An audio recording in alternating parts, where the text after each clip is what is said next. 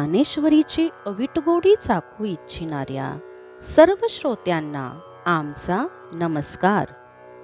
सर्व श्रोत्यांनी पूर्ण चित्त एकवटून ध्यानस्थ बसून डोळे मिटून शांतपणे ज्ञानेश्वरीच्या ओव्यांचा आस्वाद घ्यावा ही नम्र विनंती.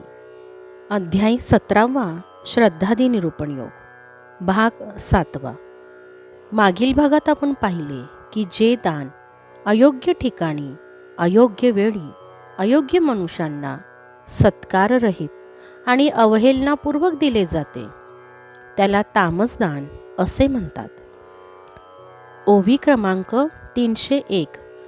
विपाये गुणाक्षर पडे टाळिये कावळा सापडे तैसे तामसा पर्व जोडे पुण्यदेशी तेत देखोणी तो आथिला योग्यो मागोही आला तोही दर्पा चढला भांबावे जरी तरी श्रद्धा न धरी जीवी तया माथाई न खालवी स्वये न करी ना करवी अर्ध्याधिक आलिया न घाली बैसो तेत गंधाक्षतांचा काय अतिसो हा अप्रसंगू की रसो तामसी नरी. कदाचित घृणा नावाच्या किड्याने कोरलेल्या लाकडावर सहजपणे अक्षरे उमटावीत किंवा टाळी वाजविताना त्यामध्ये सहजासहजी कावळा सापडावा. त्याप्रमाणे तामस पुरुषाला एखाद्या पुण्यक्षेत्री आणि पुण्यकालाचा अचानक लाभ घडतो.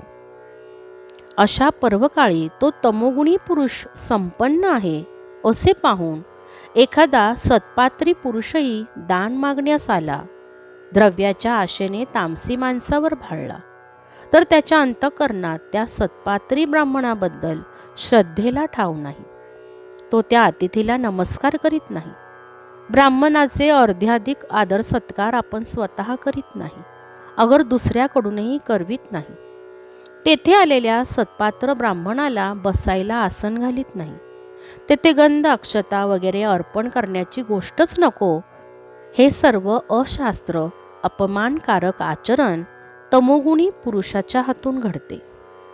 पै बोळवी जे रिनाई तू तैसा झकवी तयाचा हातू तू करणे याचा बहुतू प्रयोगू तेथ आणि जया जे दे किरीटी तयांते उमाणी तयासाठी मग कू बोले का लोटी अवज्ञाची हे बहु असो यापरी मोल वेचने जे अवधारी तया नाव चराचरी तामसदान ऐशी आपुलाला चिन्नी अलंकृते तिनी दाणे दाविली अवधानी रजतमाया तेत मी जाणत असे विपाये तू गायसे कल्पिसील मानसे विचक्षणा जे भवबंध मोचक येकले कर्म सात्विक तरी का देखासी सदोख येर बोलावी. जसा एखादा सावकार त्याच्या हातावर थोडे देणे टाकून पाठवणी करावी त्याप्रमाणे तो त्या सत्पात्र ब्राह्मणाच्या हातात काहीतरी अल्पदान देतो. तमोगुणी माणसाच्या ठिकाणी अरे तुरे म्हणण्याची रीत फार असते.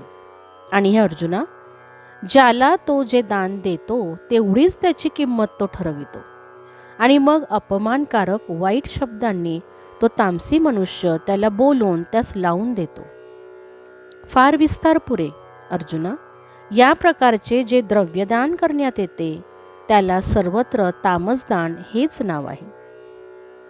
याप्रमाणे आपल्या विशिष्ट लक्षणांनी सुशोभित अशी तिन्ही दाने तुला दाखविली, परंतु या रजोगुणी आणि तमोगुणी दानाकडे ती टाळण्याकरिता तू लक्ष दे. हे बुद्धिमान अर्जुना, मी हे जाणत आहे की येथे तू कदाचित मनाने अशा तऱ्हेची कल्पना करशील की एकटे सात्विक कर्म जर जीवाला संसाराच्या पाशातून मुक्त करते तर त्याविरुद्ध राजस तामस सारखे सदोष बंधनकारक कर्माचे विवेचन कशाला. परी नोसंतिता विवसी भेटी नाही निधिसी का धून साहता जैसी वाती न लगे तैसे शुद्ध सत्वा आड आहे रजतमाचे कवाड ते भेदणे याते कीड का म्हणावे गा. आम्ही श्रद्धान दिदानात जे समस्त ही क्रिया जात सांगितले का व्याप्त तिही गुणी. ते त भरवसेनी तिनी न सांगोची ऐसे मानी. परी सत्व दावावया दोन्ही बोलिलो ये रे. जे दोन्ही माझी तिजे असे ते दोन्ही सांडिताची दिसे. अहोरात्र त्यागे जैसे संध्या रूप. तैसे रजतम विनाशे तिजे जे उत्तम दिसे. ते सत्व हे आपैसे भावसी ये. एवं दावावया सत्व तुझ निरूपिले तमरज. ते सांडूनी सत्वे काज साधिया फुले. सत्वेची येणे चोखाणे करी यज्ञादिके सकळे. पावसी तै करतळे आपुले निज.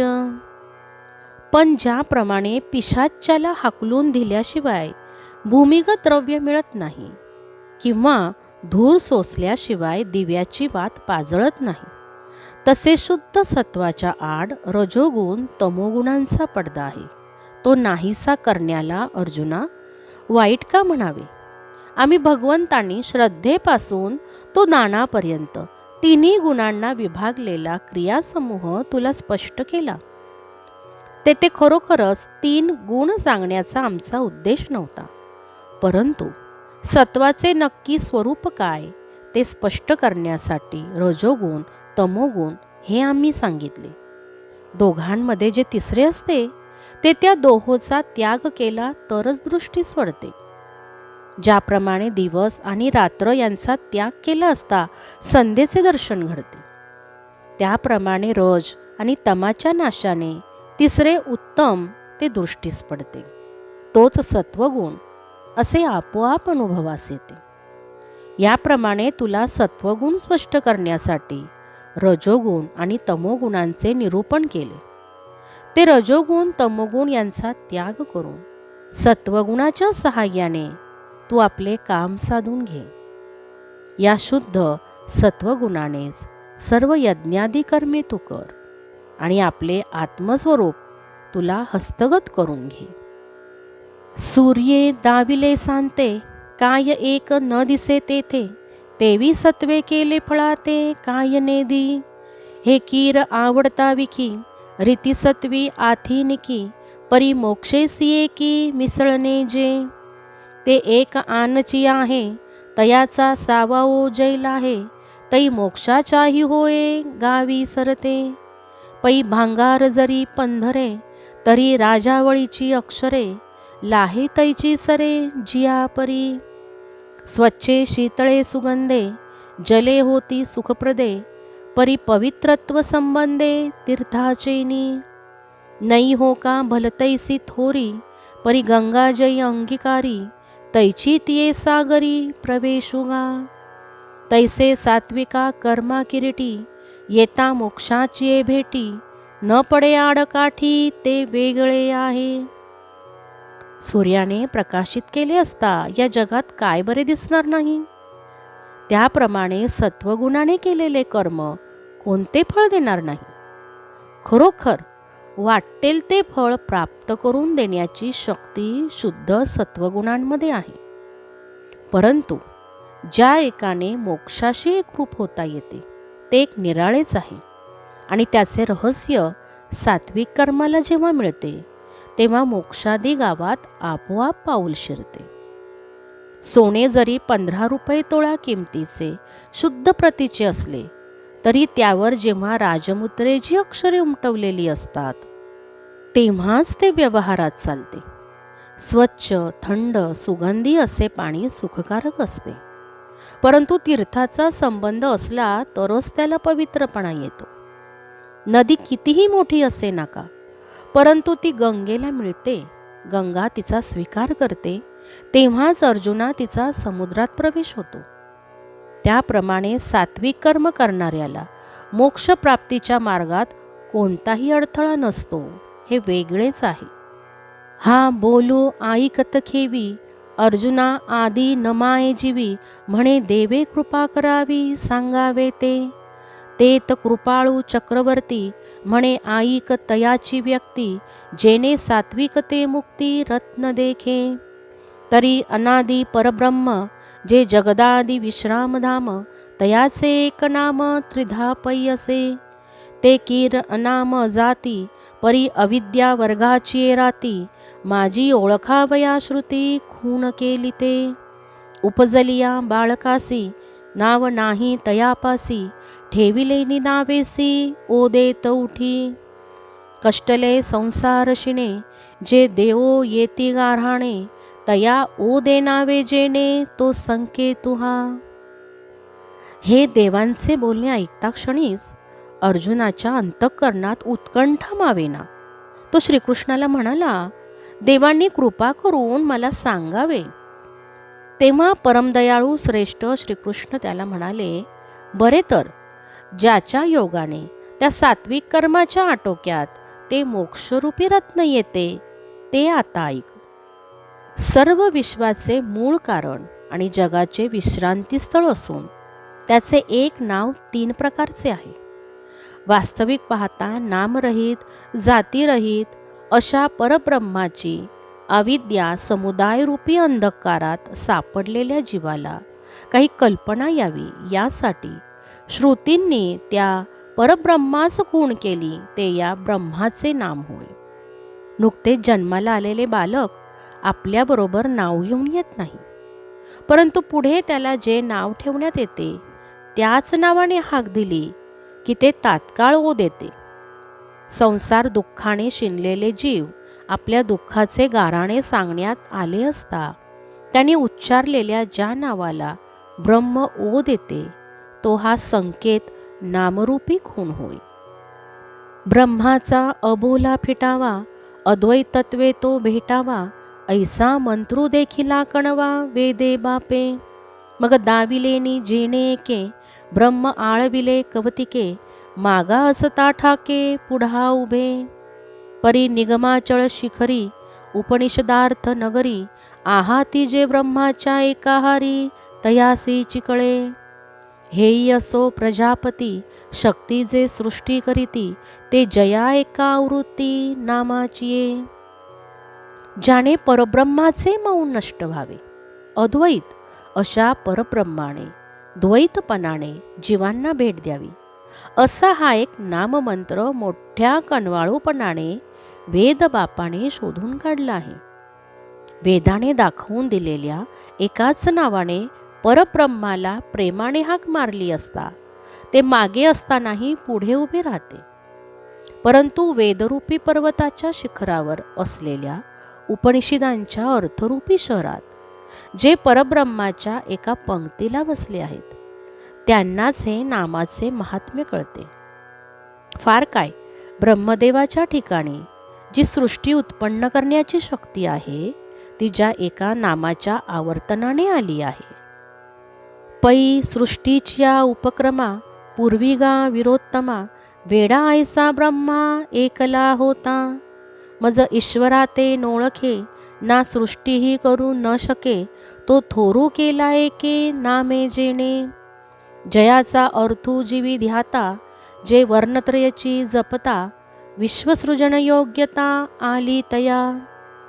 तेथवा रुचिले ब्रह्मजन, तया वेद दिधले शासन, यज्ञा ऐसे वर्तन जीविके केले.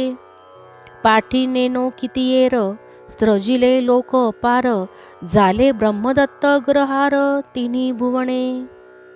परंतु सृष्टीच्या आरंभापूर्वी हे वीरोत्तम अर्जुना, ब्रह्मदेव एकटा वेड्यासारखा गोंधळलेला असा होता. मला ईश्वराला तो ओळखत नव्हता अथवा सृष्टीही उत्पन्न करू शकत नव्हता.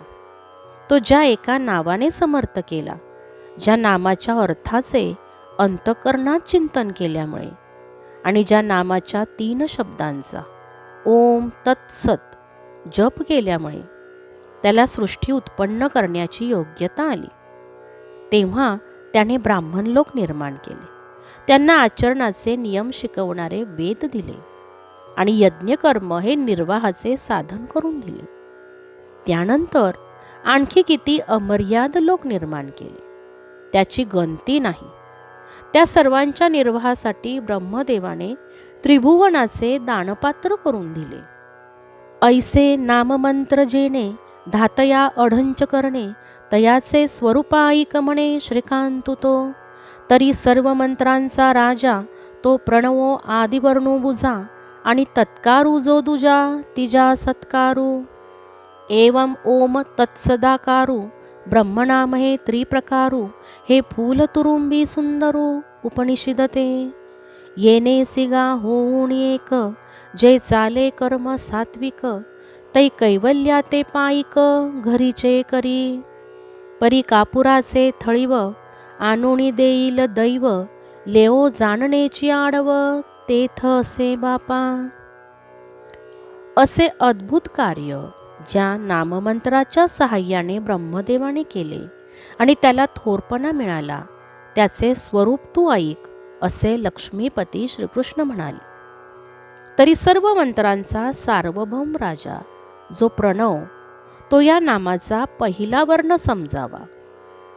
तत् हा दुसरा वर्ण आणि सत हा तिसरा.